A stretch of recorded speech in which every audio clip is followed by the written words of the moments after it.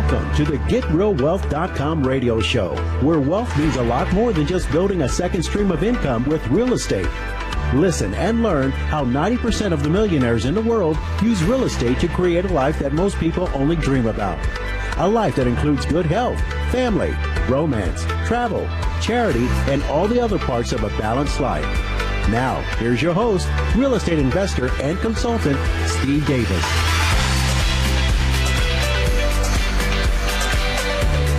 Good afternoon and welcome to the GetRealWealth.com radio show. I'm your host, Steve Davis, where, as always, we're here talking about improving your quality of lifestyle, improving your life in every aspect, family, fitness, relationships,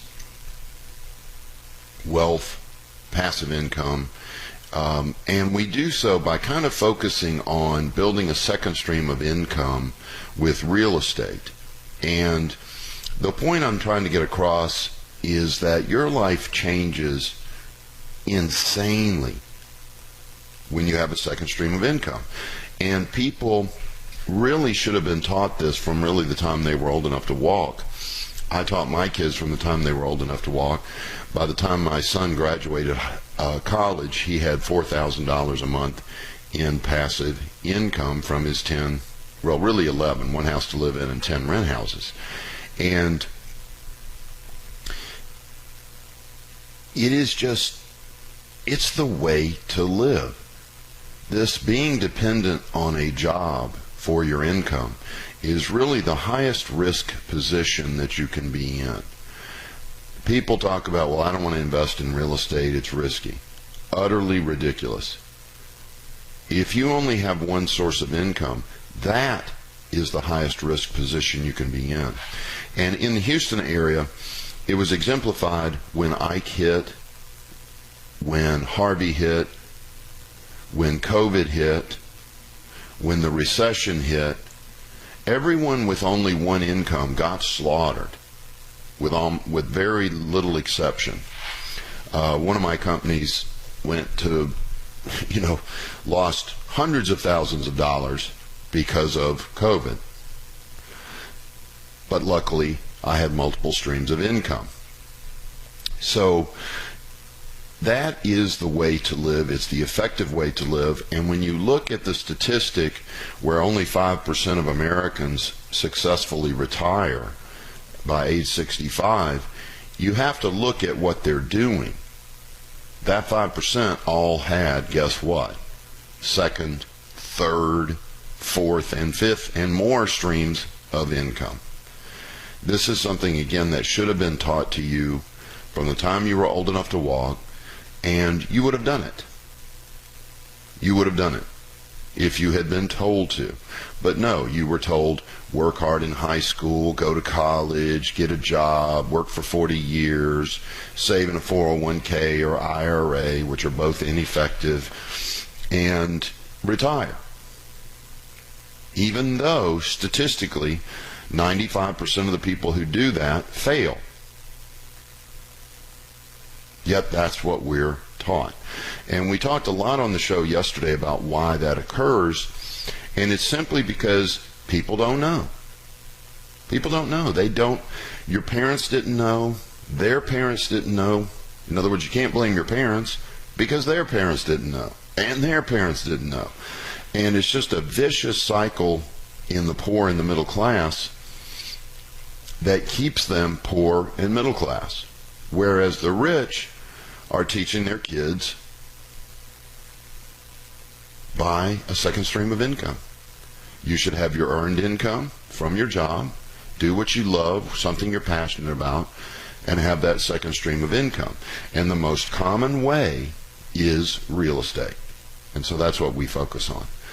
Today I want to take you through the path that I took, because I've been consulting a wide variety of people over the last 2 weeks, to a point that I've seen everything. People coming in with literally $3,000 to people coming in with $3 million.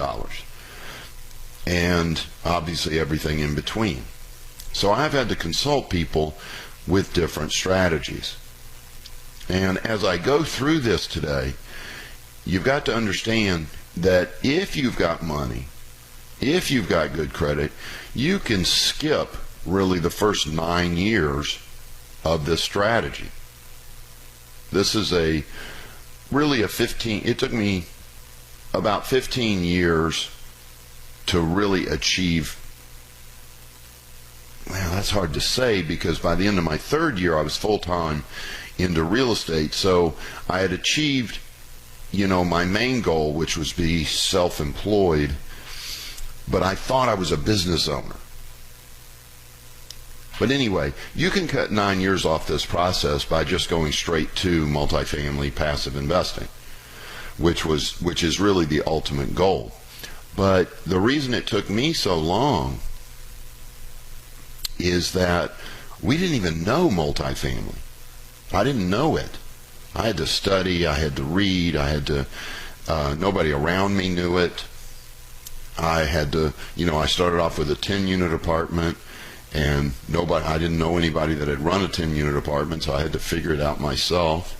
Sold that property for probably $200,000-$300,000 less than what it was worth, because I didn't know what I was doing.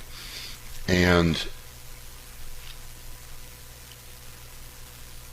you can literally, like I said, you can cut 9 years off of this if you've got good credit and if you've got some money. So let me just get going into it. When I started, it was right after receiving a major pay cut at my job, and that was really what woke me up and got me motivated to change my life. I'm just lucky that it happened at 27, when for most people it's not till 47, and most definitely by the time you're 57, you're awake. You've either been laid off or they're trying to get rid of you because you're 57. And I joked about this yesterday, but it's a very serious point. There is no more discriminated against class than older people. I won't call them elderly, because you don't have to be elderly. I'm just talking 50 and up. You are discriminated against more than any other group, any race, sexual preference, it doesn't matter. And there's no preventing it. Because as soon as they find out the year that you graduated college, they know how old you are. And they're allowed to ask that, or they meet you and they see you. And unfortunately, as we age, you can tell how old you are. So it's so easy to discriminate against that group that there's really no way to prevent it, and it's going to continue. And I believe it's going to get worse, because young people are getting more and more educated, and not through college. I'm talking about stinking YouTube. They can go to YouTube and take courses for free on almost anything they want to learn. They're just skilled at it. We'll talk more about this when we come back from the break and get into this path that I took, starting with wholesaling, moving to flipping, moving to single-family rental, moving to apartments, and then eventually to passive apartments. This is the GetRealWealth.com radio show. I'm your host, Steve Davis. You're listening to AM 700, the voice of Texas. Thanks for listening.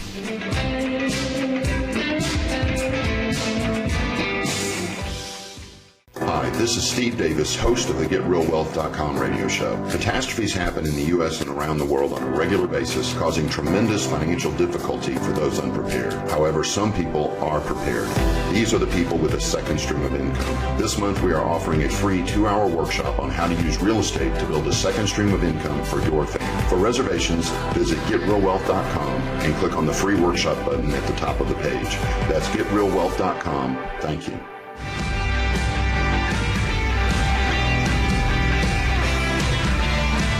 Welcome back to the GetRealWealth.com radio show. I'm your host, Steve Davis. We're talking about the path that I took and trying to stress that you can take 9 years off of this if you're sitting there with a couple $100,000, really $60,000 or more. You can get started in multifamily passive investing. But if you're sitting there with $200 in a 401k or $300 in an IRA or $300 in savings or other places, you should really skip the majority of this. And I joke about this, but I'm dead serious. I can't stand when somebody walks up to me and goes, yeah, I got 200 in the bank, I'm going to wholesale some deals first. Get away from me. You do not get it at all. You deploy your money first.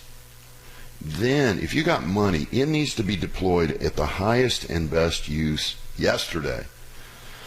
So, please be cautious. There's one exception to this rule. You're just scared. You're just so doggone scared that all you can do is a little wholesale deal to get your feet wet. Okay, I think you should educate yourself past your fear, but if that's the case, do a wholesale deal first. But that's not going to take you closer to doing multifamily passive investing. It's just going to consume some time, waste some time, and really not do anything to build up your experience so that you're more comfortable with multifamily investing. But what I did, again, I had a major pay cut that woke me up at 27, and I decided to start looking. Well, I had read a book a few years earlier on real estate investing, and I went back to that book, reread it, and said, yeah, this is what I've got to do. So I took my credit cards, which was all I had left, and spent about 30 grand on every educational system I could get my hands on. Carlton Sheets, Dave Delgado, Tommy Vu, even got a copy of the Milam's work. That was actually, I think that one was given to me. And just studied and studied and studied, and started with Carlton Sheets' help wholesaling. And wholesaling can be done without using any of your own money or credit. In today's market, it's better to be able to spend about $1,000 a month marketing for properties, and about $65 a month on a program online to be able to run your own comparable sales. So the best way is to be able to afford about $1,000 a month for advertising, to find the deals, and to do your comparable sales, because it is your responsibility. This is a very important point, that you run your own comparable sales and don't depend on an agent, a friend, or HAR, and certainly not Zillow, which is the worst comparable sales I've ever seen. You want to run your own comparables. We use homeinvestortool.com. Hit homeinvestortool.com. And I did this for probably about 2 years because I was very good at it and I made a lot of money doing it, anywhere from 10 grand a month all the way to up to about 40 grand in 1 month. And then I began to realize that the people buying the properties from me were making all the money, not me. Even though I was making, anywhere from 3 grand to 12 grand for a single family house, and 10 grand to 40 grand on a little apartment or group of houses, they were making hundreds of thousands of dollars.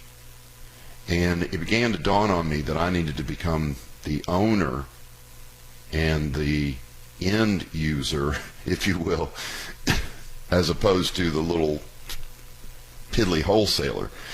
So I started saving my money, and I had repaired my credit by then, so I started flipping to generate larger chunks. Then at the end of the 3rd year, I began to really realize that flipping was just like wholesaling. It's just a job, and while it made a lot of money for me, it was, again, just a job, and I was taxed out the wazoo on it. You got to understand that wholesaling and flipping is earned income. It is not investing. This is the most misunderstood thing because of these ignorant television shows that call wholesaling investing. Wholesaling is not investing. It is earned income. That means you have to pay both sides of the Social Security and Medicare. You have to pay all of the regular income taxes. Social Security and Medicare is about 15%. If you're doing well, you're going to be a 25-30% tax bracket. So 40 to 45% of your profit is gone the instant you close the deal. So when I made $40,000 in 1 month, it was really only $24,000. I think that's about right, or 25. So I was watching the real estate investors, the people that owned the rent property, and they were paying little to no taxes. And I said, hey, there's the next step. I figured out how to make a lot of money with real estate. Now I figured out how to keep it. So at the end of my 3rd year, I went full-time into just buying rentals. And I would flip a house, buy a rental, wholesale a couple houses, buy a rental, or whatever. You would do that with your job as a rule. And then I came across a little 10 unit, and I discovered that, hey, why don't I just buy this for myself? And I set up a deal, and it was pretty funny because I had a partner in the deal who literally backed out at the closing table. He just chickened out and backed out at the closing table. Luckily, I was able to talk the seller into selling it just to me, and closed the deal and got my lunch eaten. I didn't know what I was doing. I made the amateur mistake, which I warn you about all the time. That is, if you can run 20 houses, you think you can run a 20-unit apartment. Wrong. They are two completely different things. Completely different. It is a different skill set to run a 10-unit apartment than to run 10 houses, or a 20-unit apartment, 20 houses, and so on. So I had a really long learning curve. It took me about a year and a half to get control of that property, and then eventually sold it. And then, because I didn't know what I was doing, I sold it based off of comparable sales. I said, hey, every other 10 unit in the neighborhood has sold for 500, so I had bought it for about 200. I sold it for 500. That thing was worth 700 or 800. See, I didn't understand capitalization rates. I didn't understand net operating income. Even though I'd figured out how to get it to run and profit, I still didn't know what I was doing. So then I came across a book by a guy named Stephen Burgess called Buying and Selling Apartment Complexes. Yeah, The Complete Guide to Buying and Selling Apartment Complexes, and that changed my life. The next one was a 22 unit, and when I sold it, it was based off the capitalization rate and the NOI, and I got a lot more money for that when I sold it than I did the 10 unit. So there's my path from wholesaling to flipping, flipping and wholesaling to rental, flipping and wholesaling single family rental, to small apartment rental. Then I got an opportunity. A kid comes in and goes, look, why don't you sign for the loan and I'll run the apartment complex. I'll do everything. Put up the money, sign for the loan, and I want to say he took like 20% of the ownership and 20% of the profit. And it was not just me either, by the way. It was a group of us. We all pulled our money into an LLC and bought a big 200 unit. Well, then the cap rates really started to affect me, where I began to understand and this is a rule, that for every $1 in profit you increase your commercial real estate, it increases the value by $16. So when you increase the income by $100,000 a year, what does that do? It increases the value of the property by $1.6 million. Holy Toledo. The holy grail of real estate investing was finally learned. And you just learned it in 15 minutes. All right, we'll talk more after the break. That was, like I said, 9 years. You learned it in 15 minutes. All right, this is the GetRealWealth.com radio show. I'm your host, Steve Davis. If you got a question for me, feel free to call 281-558-KSEV. You're listening to AM 700, the voice of Texas. Thanks for listening.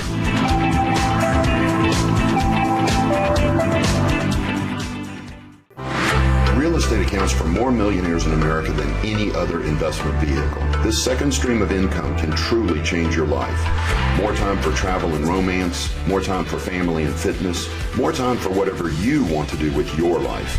To find out how to build this second stream of income, attend our free 2-hour introductory workshop on real estate investing. To reserve a seat, visit GetRealWealth.com and click on the free workshop button at the top of the page. That's GetRealWealth.com. Thank you.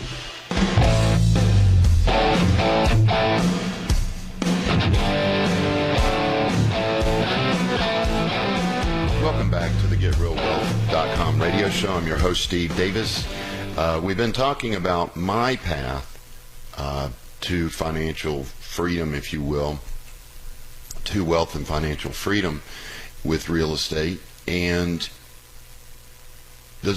I hope it makes sense how I could have cut 9 years off of that if I had had some money to start with. I could have gone directly to the apartments where I was doubling my money back then every 2 years. Now it's every 2 or 3. But that may go back to 2 now that COVID hit. And it was all by understanding that relationship between the net operating income and the capitalization rate. So what we started doing, I ended up in 11 apartment complexes.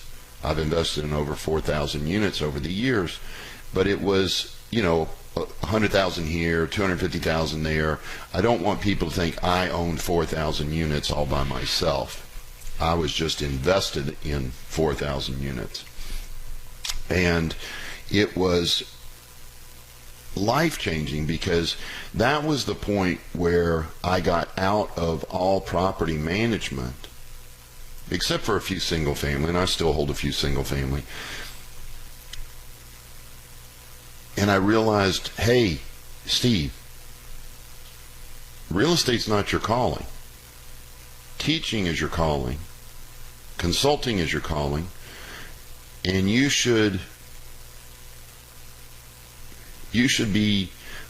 focus should be there with your time, but your money should be in the real estate.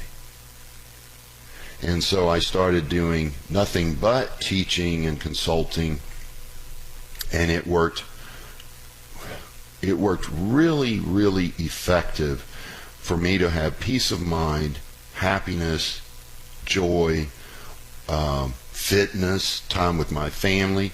Because when I was teaching and managing real estate, you can see, managing the apartments, you can see that it took up some more time. Now, I don't want to scare anybody into thinking that running those apartments was difficult. I didn't see them sometimes for 3 months at a time, but it was still time consuming mentally. When I went passive, it was, man, I didn't even worry about it. I got my quarterly report, my quarterly check, and then every 2 years I get a big whopping check, 50, 100%, 150% of what I put in. It was much more peaceful for me. and I had more time for romance, more time for fitness, and so on.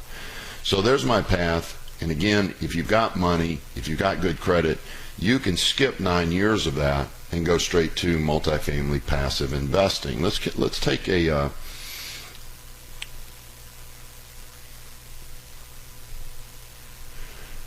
email question here. What is the most effective lead generation for wholesaling that you prefer with limited funds and with a 1K per month? Direct mail to me is my first preference is working with realtors and getting them to bring distressed deals to me. But that can be very time consuming. You really need to spend an hour a day calling real estate agents, getting on their list, convincing them to bring you the deals, because real estate agents have a tendency not to believe you. They, this is a sad case, but this is another misdirection that people take. You know that almost every realtor I've ever talked to, I ask them, why'd you become a realtor? Because I want to be a real estate investor. Really? How long have you been in the business? 10 years. How much rental real estate do you own? None. See, being a realtor has nothing to do with investing. You don't need a license to be an investor. In fact, it's a hindrance because of the disclosure laws. It's just harder to do deals as a realtor than it is to do them without a license. So they have a tendency to be know-it-alls. I'm a realtor. That type deal doesn't exist. If that deal existed, I'd buy it myself. You've been at this 10 years and haven't done it once? You're telling me in 10 years you haven't come across an investor deal? See, that's insane. That's not true. So let those agents go. You've got to talk to probably about 10 to 20 to come up with one that's going to be a good lead generator for you, and you need 20 plus of them. I tell people 24 or more. So that's my number one source. The $1,000 a month is generally directed towards mail, direct mail. I prefer postcards. I don't like the BS letters where they handwrite it and then you open it and it's just a sales pitch to buy your home, and they lie to you and say, I just bought a home in your neighborhood and my wife and I want to add to our portfolio and blah, blah, blah, BS. Make it look like a professional home buying company. Our company buys, you need a logo, which is cheap. I mean, go Google logo. And I mean, you can get a cool logo for $250. Go to GoDaddy and get yourself a 2 or 3 page website. There's a lot to it, Rolf, so it's hard for me to do it. But be aware that there's books out there that go into really good detail. My favorite is a guy named Than Merrill. His book, which is I think $18, goes through it in detail with samples, is probably the best source. But for me, it's direct mail, business cards, a little website, and realtors being probably 70 or 80% of the deals that I get. Now, can you get them from wholesalers?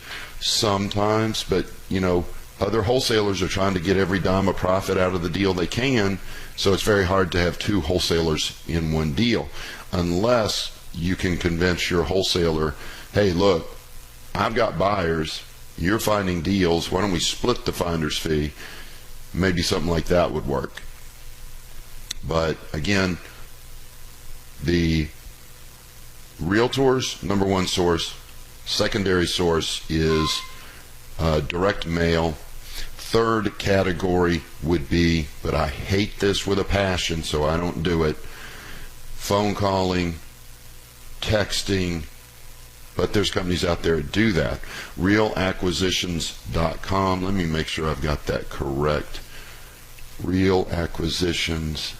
Yeah, realacquisitions.com is the best source that I've ever seen for distressed real estate leads. And I think it's about $100 a month. So that's part of the $1,000. They'll get you the leads on probates, foreclosures, tax delinquent, other motivated sellers. It's the source if you're going to be a wholesaler. So I hope that helps. Phone lines are open, 281-558-5738, 281-558-KSEV. Now, this is an interesting question from Chris. He says, look, I've got money. I've got perfect credit. Should I come to your free workshop, or is that just the basics? No, it's not just the basics. The free workshop tonight is from 6:30 to 8 it's the entire philosophy. I show a case study of a single family deal and show you exactly how it makes you're not mishearing this, 300% rate of return the first year. Let me repeat it because everybody, what? Yes, your average single family home makes you close to 300% rate of return the first year, and after that, 50 to 60% rate of return for the rest of your life. Then I show you how apartments make you money and how that cap rate to NOI ratio allows you to build wealth, literally in insane amounts of wealth in 18 months to 2 years. It's incredible. Doubling your money, and I'm not talking unrealized profit, I'm talking realized profit in the hundreds of percent. So if you're thinking about coming tonight, please go ahead and come this evening. I will address everything that I discussed today in detail, plus go over those two case studies of the single family and the apartments. And anyone who is not scheduled for that would like to come tonight and meet me, I am giving this workshop myself from 6:30 to 8. Go to getrealwealth.com, getrealwealth.com, and in the upper right hand corner it will say free workshop. Let me make sure. I think they changed the name, but it's upper right hand corner. My mouse is giving me a fit. Getrealwealth.com, free course. So check that out at getrealwealth.com. Upper right hand corner it says free course. That's the workshop tonight from 6:30 to 8. I'd love to meet all of you there. All right, this is the GetRealWealth.com radio show. I'm your host, Steve Davis. You can call me at 281-558-KSEV. You're listening to AM 700, the voice of Texas. Thanks for listening.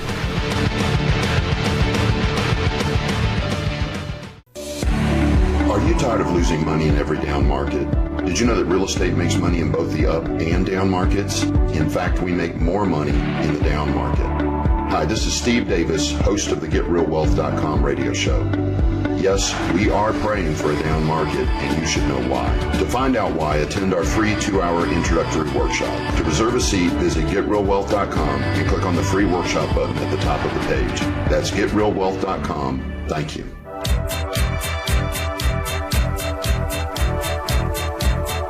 Welcome back to the GetRealWealth.com radio show. I'm your host, Steve Davis. We've been talking about wholesaling quite a bit because it is a great way for people who are just getting started.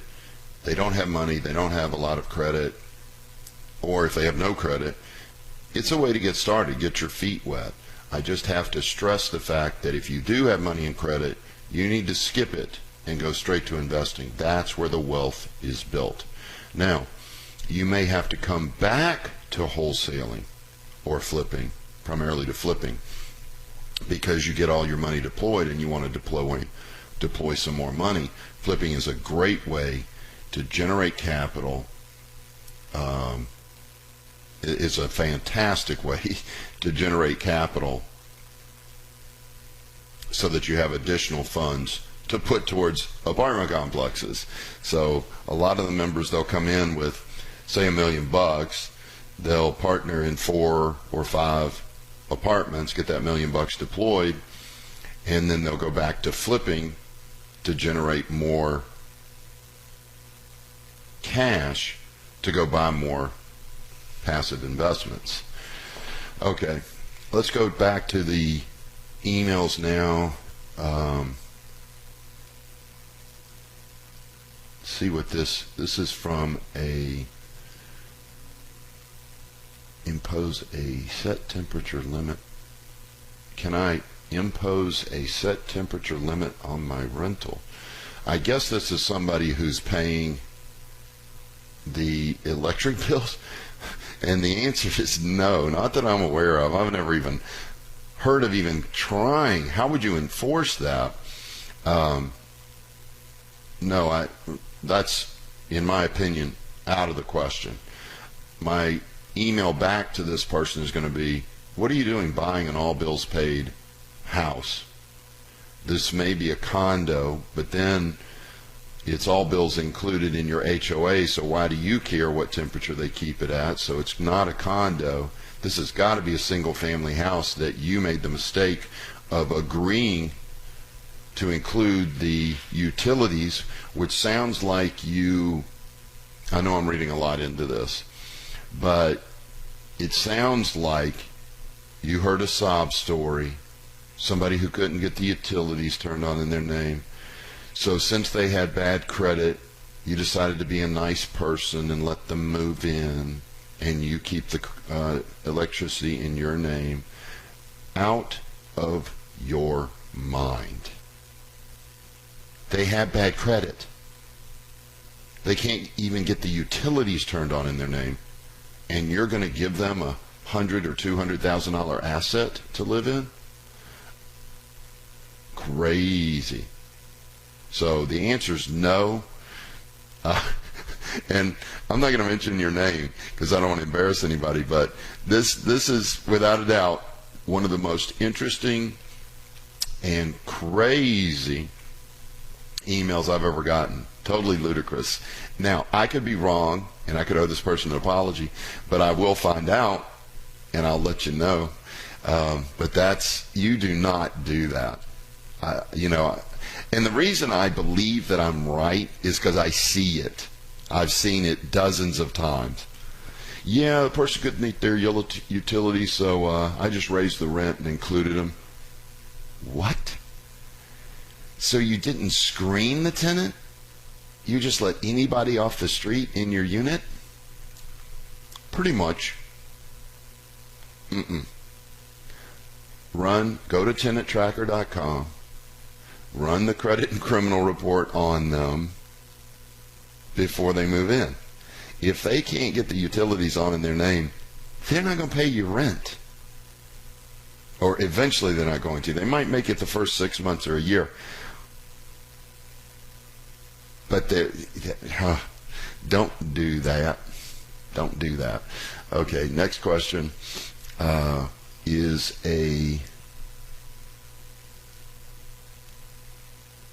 about the workshop. Yes, the workshop is at our offices, 11451 Westheimer.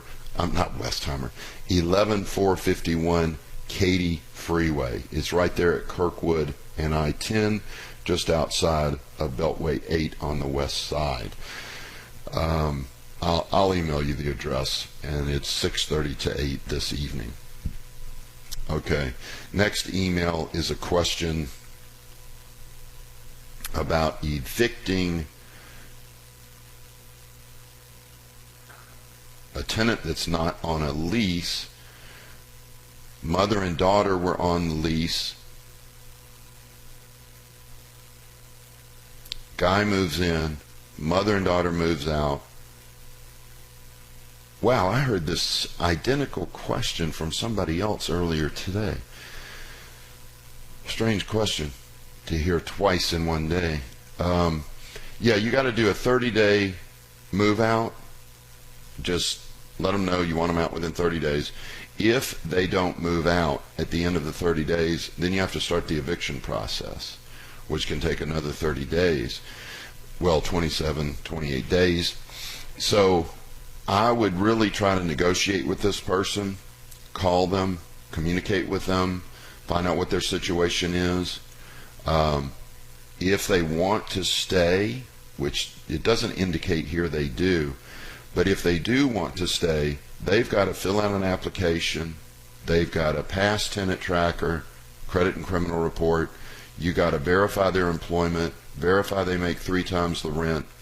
You've got to talk to 2 previous landlords. You got to do a full screening on them or get them out of there. Get them out of there. With all that said, I am not the judge. So what you need to do is you need to call the judge's office that will be handling the eviction in advance. I'm talking today. Call the judge's office and tell them your situation and ask them how they handle that type of eviction. And they're almost always very helpful. Almost always. In fact, I've never had one that didn't work with me and help me. And I know that the laws are supposed to be the same for every judge. They are.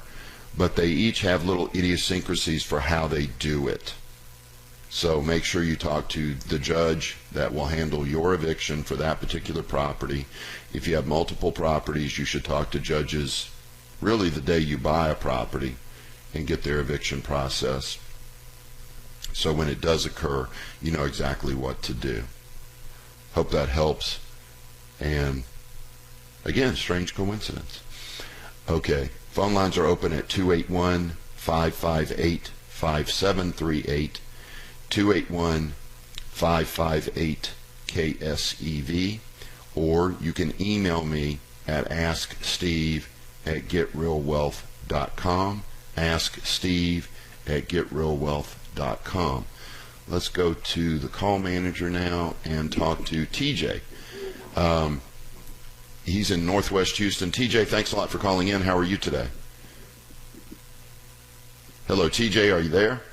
Yes, sir, Steve. How are you doing? Excellent. How can I help? Looks hey, like man, a wholesaling you're in my question. head again. Hey, well, I love the show and finding out more about it when it comes to the meeting. You mentioned a place to get wholesale deals. Yeah. The place to find distressed sellers is realacquisitions.com. It's a good service. Yeah. Okay, and also, if I go to your website, is there a place I can catch your address so I can catch all your shows? Or on your site, I can catch a podcast of your show? You bet. Go to getrealwealth.com, click on the radio tab, scroll to the bottom, and there'll be a logo there for podcasting. Just click that. Does it say for podcast? I couldn't hear that last question. It'll just say for podcast? Yeah, it's getrealwealth.com. Click the radio tab, scroll down, and it'll be all the podcasts. Great. Look forward to getting your deal because I'm a wholesaler. So, and I want to get some rentals on your format. Sounds good. Thank you, sir. I appreciate your radio show. Well, I appreciate you listening, and thanks for calling. Take care. You bet. Bye-bye. Bye-bye. Yeah, I really do appreciate the phone calls. It really makes the show go much smoother for me. And I think people sometimes are scared. They feel like they have a dumb question. If you feel like you got a dumb question, give a fake name. But call in. Disguise your voice. But call in and ask me the question so that I can... It's more fun for me than it is just to rant and talk. I'd rather answer... I'd love to have a show that was just 100 questions versus me chatting. Phone lines are open, 281-558-5738, 281-558-KSEV, or email me, and you're allowed to email me 24 hours a day. It's asksteve@getrealwealth.com, asksteve@getrealwealth.com. Thank you so much for listening, and have a great rest of your day.